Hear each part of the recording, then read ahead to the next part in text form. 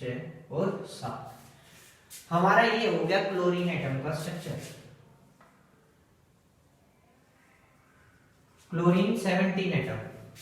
ठीक है भाई, कोई डाउट हो तो हमारे कमेंट सेक्शन में जरूर लिख के बताएं कि आपको कहां पर डाउट आई है, ताकि मैं उसको क्लियर कर सकूं। तो भाई क्लोरीन के बाद अगला आता है आर्गन। आओ भाई आर्गन की बात करते हैं। आर्गन में हमारे पास 18 इलेक्ट्रॉन है। 18 इलेक्ट्रॉन्स कैसे डिस्ट्रीब्यूट होंगे?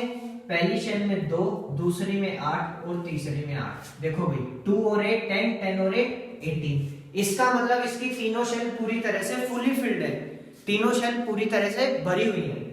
तो भाई स्ट्रक्चर क्या होगा? बीच में न्यूक्लियस, पहली शेल में 2 इलेक्ट्रॉन, दूसरी शेल में 8 इलेक्ट्रॉन और तीसरी शेल में 8 इलेक्ट्रॉन।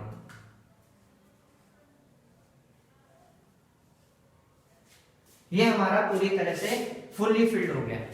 ठीक है भाई, बड़ा आसान है, कोई बड़ी बात नहीं है, कोई ज्यादा दिक्कत नहीं आएगी आप लोगों को वैलेंसी सीखने में। आप नोट कर सकते हैं इसे अपनी कॉपी में।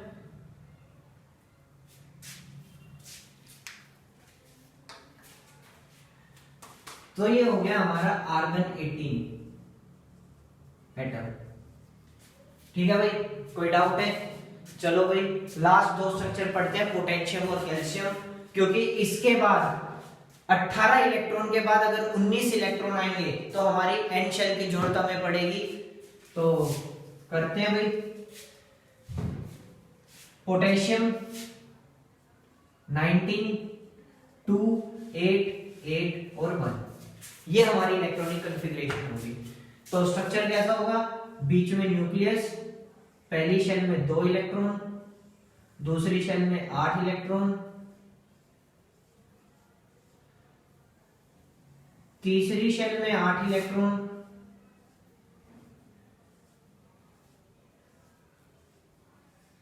और चौथी शेल में 1 इलेक्ट्रॉन। ठीक है भाई, ऐसे ही कैल्शियम के स्ट्रक्चर का क्या करेंगे हम? कैल्शियम 20 है तो इसका मतलब लास्ट शेल में 2 इलेक्ट्रॉन बढ़ जाएंगे। ये हमारा कैल्शियम का स्ट्रक्चर हो गया। पहली शेल में 2 इलेक्ट्रॉन, दूसरी शेल में 8 इलेक्ट्रॉन, तीसरी में 8 और चौथी में 2 इलेक्ट्रॉन। तो आप सब लोगों को स्ट्रक्चर समझ में आ गए हैं, कैसे हम स्ट्रक्चर बनाएंगे।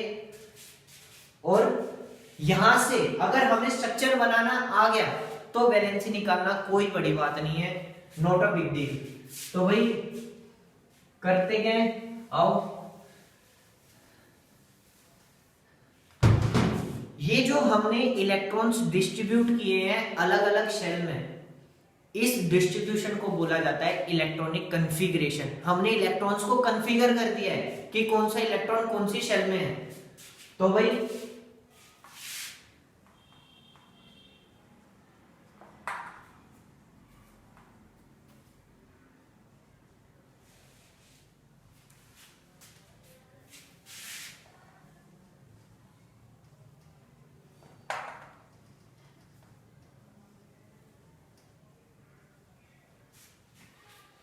भाई ये पढ़ाने का मेन पर्पस ये है क्योंकि अगर हमें ये चीज नहीं आएगी, हम 10th क्लास की केमिस्ट्री को हाथ भी नहीं लगा सकते हैं, रटने का कोई फायदा नहीं होगा। इसे अच्छे से समझ लो, अगर ये चीज आ गई तो तुम्हारी केमिस्ट्री 70 to 80% आसान हो जाएगी। इसलिए मैं 9th क्लास का मैंने इंट्रोडक्शन वीडियो में भी बताया था कि माइनर टॉपिक्स हैं लेकिन बहुत इंपॉर्टेंट है।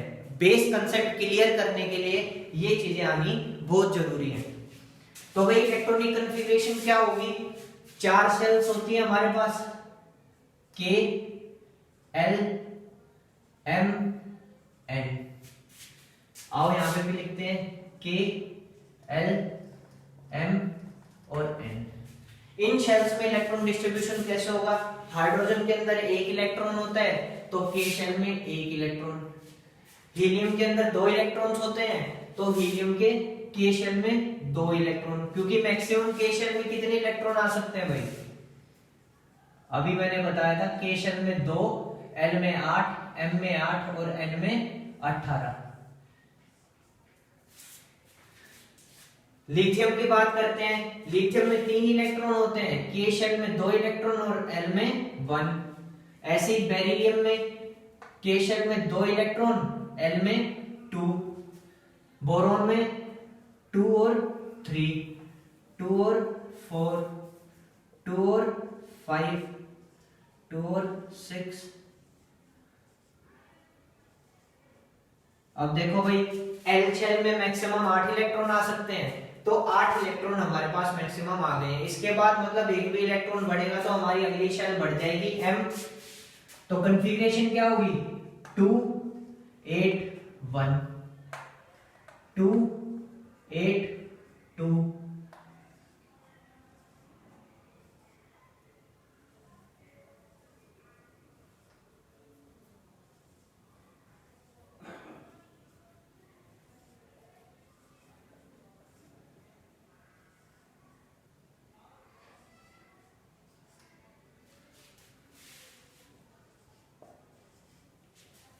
ठीक है भाई।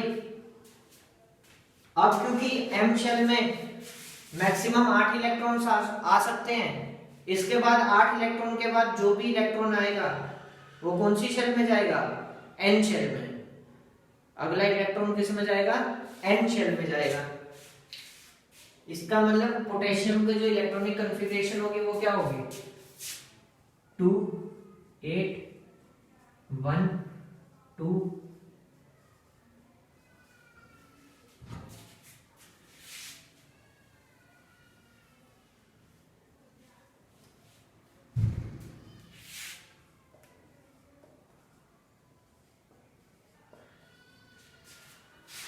अगर आपको ये चीज आ गई, अब वैलेंसी में कोई दिक्कत ही नहीं है, बहुत आसान है वैलेंसी।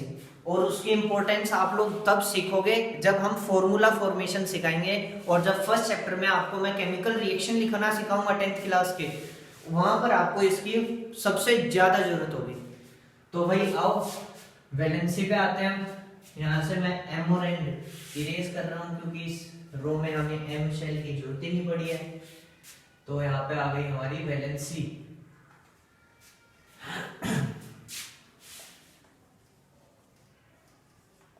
आओ भाई, हर एक एटम की अपनी एक टेंडेंसी होती है। एटम क्या, कोई भी सब्सटेंस, कोई भी थिंग ले लो इस वर्ल्ड में, हर कोई क्या चाहता है कि हम स्टेबल बन जाए, हमारे पास पैसा हो, सब कुछ हो, हमें हर चीज की जरूरत होती है।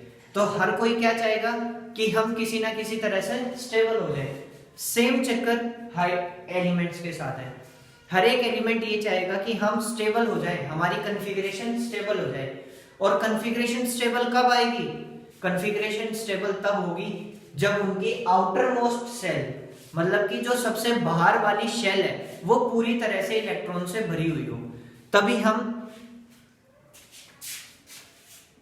क्या बोलेंगे कि एक एटम की स्टेबल कॉन्फ़िगरेशन है। फॉर एग्जांपल बात करते हैं नियोन की। नियोन, हीलियम, आर्गन, इनकी आउटर मोस्ट सेल, हीलियम की आउटर मोस्ट सेल कौन सी है? के, क्योंकि इसमें एक ही सेल है। और इस शेल, ये पूरी तरह से के शेल में कितने इलेक्ट्रॉन आ सकते हैं? मैक्सिमम 2। तो इसके अंदर 2 इलेक्ट्रॉन्स है, इसका मतलब हीलियम अपने आप में स्टेबल है। सेम केस आता है नियोन में, कितनी शेल है? 2, और दोनों पूरी तरह से भरी हुई है। तो इनकी भी कॉन्फ़िगरेशन कैसे होगी? स्टेबल। बात करते हैं आर्गन की। 3 शेल है और तीनों पूरी तरह से भरी हुई हैं, क्योंकि के शेल में 2, L में 8, M में 8।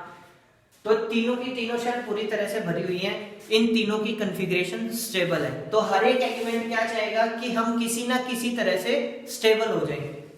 तो हाइड्रोजन, हाइड्रोजन की आउटर मोस्ट शेल कौन सी है? के शेल में कितने इलेक्ट्रॉन है? 1।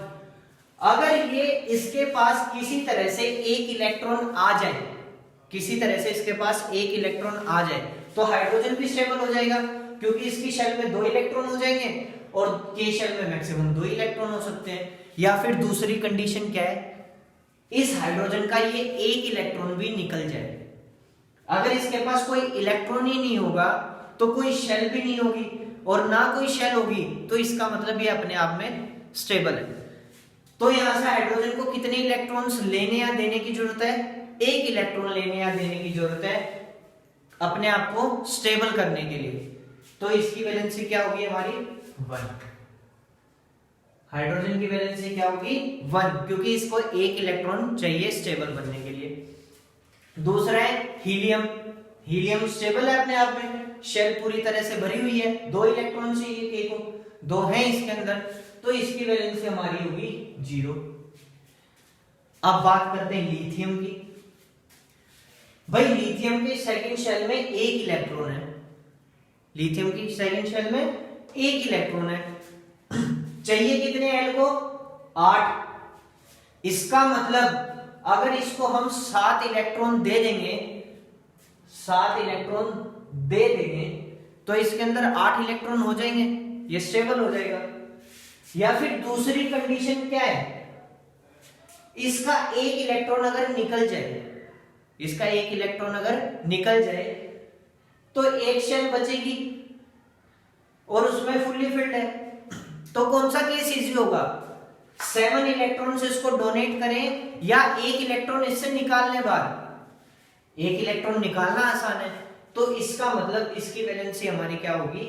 1 होगी, क्योंकि इसका हम 1 इलेक्ट्रॉन निकालना आसान होगा। ठीक है भाई।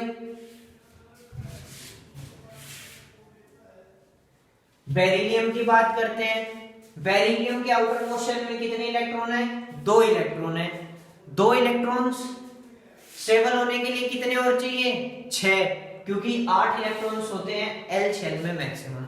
अब इसको 6 इलेक्ट्रॉन देना आसान है या 2 इलेक्ट्रॉन्स निकालना? ऑब्वियसली 2 इलेक्ट्रॉन्स निकालना आसान है। इसका मतलब इसकी वैलेंसी क्या होगी? इसकी वैलेंसी होगी हमारी 2। 9th क्लास में भी हमने पढ़ा था, उस टाइम पे हमें समझ नहीं आता था ये क्या है। अब आप लोग ध्यान से देख रहे हो तो आपको समझ में आ रहा है कि ये टेबल क्या है। 4th चैप्टर में 9th क्लास के हमें ये टेबल दी हुई थी। बोरॉन की बात करते हैं भाई। बोरॉन के आउटर मोस्ट शेल में 3 इलेक्ट्रॉन है, स्टेबल होने के लिए 8